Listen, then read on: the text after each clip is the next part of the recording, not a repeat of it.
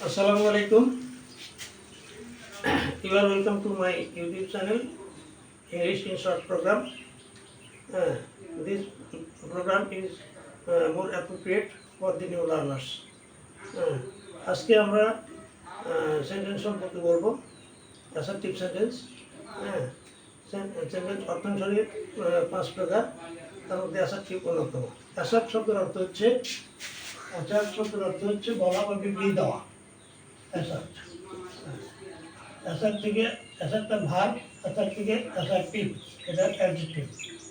বিবৃতিমূলক assertive sentence হলো সাধারণ বিবৃতিমূলক বাক্য। আমি অ্যাসার্টিভ সেন্টেন্সের কয়েকটি উদাহরণ এখানে পেশ করছি। 1 নম্বর, মানুষ মরণশীল। এটা ইংরেজি হবে, যেহেতু ইংরেজিতে প্রথমে সাবজেক্ট ও পরে ভার্ব, তারপর প্রেডিক্টর। তো ম্যান ইজ মর্টাল, এটা হলো ইংরেজি। মানুষ চিরদিন বাঁচে না। Man cannot live forever. এখানে কথা হচ্ছে যে অ্যাসার্টিভ সেন্টেন্স 2 প্রকার, অ্যাফার্মেটিভ আর নেগেটিভ।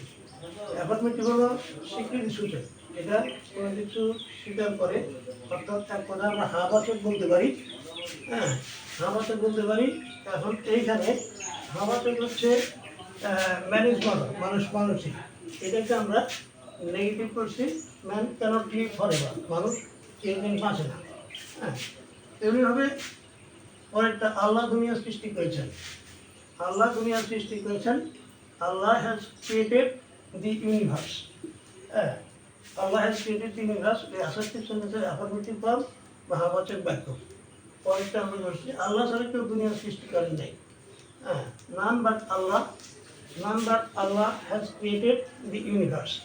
আল্লাহ ছাড়া কেউ দুনিয়া সৃষ্টি করেন নাই, নেগেটিভ সেন্টেন্স। পরের সেন্টেন্সটা, আকবর নামে একজন বাদশা ছিলেন। দেয়ার ওয়াজ অ্যান এম্পায়ার নেমড আকবর। এখানে দেয়ার দিয়ে বাচ্চা শুরু হয়েছে। এটা অ্যাসার্টিভ সেন্টেন্স। স্টেশনে পৌঁছতে না পৌঁছতে ট্রেনটি ছেড়ে গেল। No sooner had we reached the station then the train left. এটা অ্যাসার্টিভ সেন্টেন্স। তারপরে এখন গোসলের সময়, now is the time for bath. Now is the time for bath, এটা অ্যাসার্টিভ সেন্টেন্স। এই যে করিম আসছে, হিয়ার কামস করিম। এই যে করিম আসছে, এটা অ্যাসার্টিভ সেন্টেন্স। এখানে একটি বিষয় আমাদের লক্ষ্য করার বিষয় হচ্ছে যে আমরা জানি যে সেন্টেন্সের প্রথমে সাবজেক্ট লিখতে হয়। যেমন প্রথম সেন্টেন্সে মানুষই, ম্যান ইজ মর্টাল। এখানে সাবজেক্ট প্রথমে আছে, পরে ভার্ব আছে। দ্বিতীয় সেন্টেন্সে ম্যান ক্যানট লিভ, প্রথমে সাবজেক্ট, পরে ভার্ব আছে। আল্লাহ দুনিয়া সৃষ্টি করেছেন, এখানে প্রথমে সাবজেক্ট এবং পরে ভার্ব আছে। আল্লাহ has created the universe. Allah ছাড়া কেউ দুনিয়া সৃষ্টি করেন নাই, এখানে প্রথম subject, number Allah has created the universe, পরে ভার্ব আছে।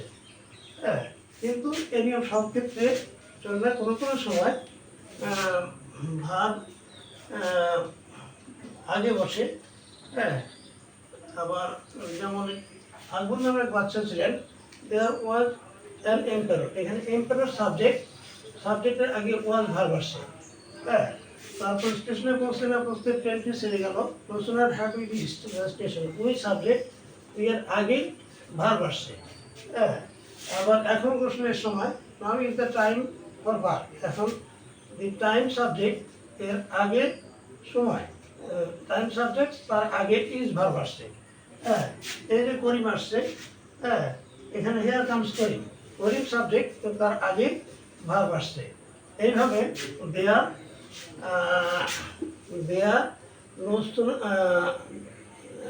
দিয়ে যখন বাক্য শুরু হয়, তারপরে নো সুনার দিয়ে যখন বাক্য শুরু হয়, নাও দিয়ে যখন বাক্য শুরু হয়, হিয়ার দিয়ে যখন বাক্য শুরু হয়, তখন দেখা যায় সাবজেক্টের আগে ভার্ব বসে। তো আজকে এই পর্যন্তই। তারপর আগামীতে দেখা হবে নতুন ভিডিওতে।